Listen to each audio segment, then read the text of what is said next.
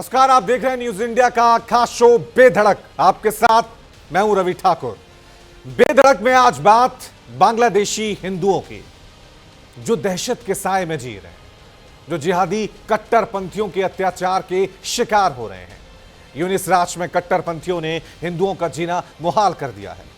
कोई ऐसा दिन नहीं बीत रहा है जब हिंदुओं पर हमला ना हो रहा हो। ताजा मामला चटगांव का है, जहां जिहादियों की भीड़ ने 3 हिंदू परिवारों के घर में आग लगा दी। गनीमत रही कि किसी की जान नहीं गई। इधर कस्टडी में बांग्लादेश के पूर्व मंत्री और हिंदू नेता रमेश चंद्र सेन की मौत पर भी यूनिस सरकार सवालों के कटघरे में है। रमेश चंद्र सेन शेख हसीना के करीबी माने जाते थे। शेख हसीना के तख्ता पलट के बाद से वो दिनाजपुर जेल में बंद थे। अवामी लीग का आरोप है कि जेल में उन्हें टॉर्चर किया जा रहा था। उनकी तबीयत खराब थी, लेकिन इलाज नहीं हो रहा था, जिससे उनकी मौत हो गई। रमेश चंद्र सेन की मौत ऐसे समय में हुई है जब बांग्लादेश में 12 फरवरी को चुनाव होने वाले हैं। ऐसे में हिरासत में बंद राजनीतिक नेताओं के साथ व्यवहार और जेल में मेडिकल संबंधी लापरवाही को लेकर सवाल खड़े हो गए हैं।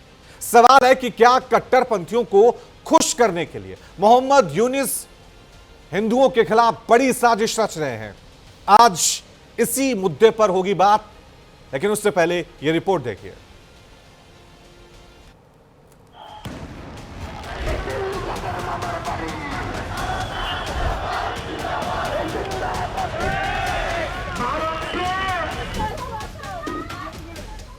हिंसा, हंगामा, बवाल और उबाल, ये तस्वीरें चीख चीख कर बता रही हैं कि मोहम्मद यूनिस ने बांग्लादेश को तबाही और बर्बादी की राह पर कैसे धकेल दिया है।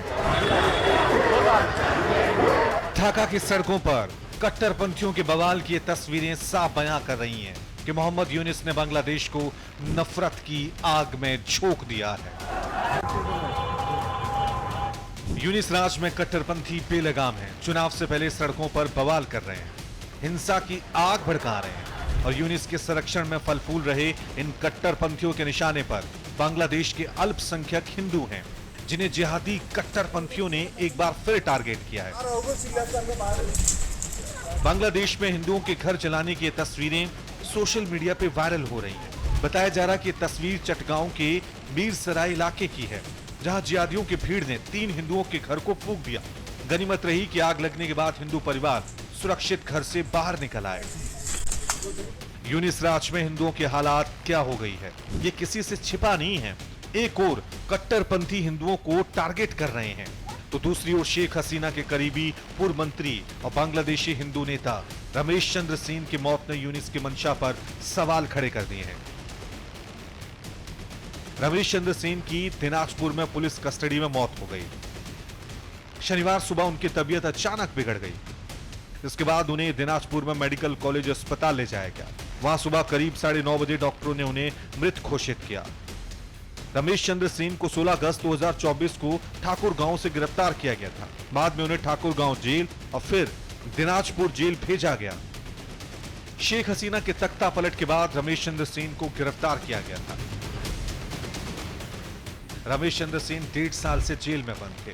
बीमार होने के बावजूद उन्हें इलाज नहीं मिल रहा था। अवामी लीग का आरोप है कि यूनिस के इशारे पर उन पर अत्याचार हो रहा था, जिससे रमेश चंद्र सेन की हिरासत में मौत हो गई। रमेश चंद्र सेन की मौत ऐसे समय में हुई जब बांग्लादेश में 12 फरवरी को आम चुनाव होने वाले हैं। ऐसे में राजनीतिक हत्याओं को लेकर सवाल उठने लगे हैं। देखिए, जब पूर्व मंत्री, उनके साथ ऐसा हो सकता है। आप कल्पना कीजिए कि बांग्लादेश की जेलों में और कितने हिंदुओं को सड़ाया जा रहा है। वहाँ पर लगातार मौतें हो रही हैं। पहले भी 2-3 घटना भी सामने आई है रिसेंट पास्ट में ही, और पिछले 2 महीने के अंदर लगभग 2 दर्जन हिंदू उन अतिवादियों और आतंकियों के द्वारा हलाल किए गए। आप सोचिए कि ये जो इनकी जो हिंदू द्रोही मानसिकता है, जिस प्रकार से वहाँ के अल्पसंख्यकों के विरुद्ध कठोरतम बेसिकली जो अन्याय हो रहा है, एक मतलब मैं कहूँगा कि बहसीपन की हद है। बांग्लादेश में लगातार हिंदुओं की हत्या, अत्याचार पर आक्रोश बढ़ रहा है। इस बीच संघ प्रमुख मोहन भागवत ने भी बांग्लादेशी हिंदुओं पर बड़ा बयान दिया। बांग्लादेश में जो घटना हुई, बांग्लादेश में अब भी 1.25 करोड़ हिंदू है। वो अगर एक हो जाते तो वहां की राजनीति का उपयोग अपने भलाई के लिए कर सकते हैं, अपनी सुरक्षा के लिए कर सकते हैं, लेकिन एक होना पड़ेगा। सौभाग्य है इस बार उन्होंने तय किया कि हम भागेंगे नहीं, हम वहीं रहेंगे और लड़ेंगे। ये तो तय किया। अब लड़ेंगे तो फिर उनको एक होना आवश्यक रहेगा। वो जितना जल्दी हो जाएंगे, बांग्लादेश में आज जितनी भी संख्या है उसके साथ वो अपनी स्थिति को बहुत अच्छा और बना सकते हैं। ऐसा बनने में हम अपनी मर्यादा में यहां रहकर जो कुछ कर सकते हैं, या दुनिया भर के हिंदू अपने अपने जगह पर जो कुछ कर सकते हैं, वो सब उनके लिए होगा। मोहन भागवत ने बांग्लादेशी हिंदुओं को एकजुटता का संदेश दिया है। ऐसे में सवाल है कि क्या एकजुटता से ही बांग्लादेशी हिंदुओं की सुरक्षा होगी? क्या एकजुट रहेंगे तभी बांग्लादेशी हिंदू सुरक्षित होंगे? और सवाल ये भी कि क्या बांग्लादेश हिंदुओं की सुरक्षा के लिए भारत सरकार भी कोई बड़ा कदम उठाएगी? Bureau report, news India.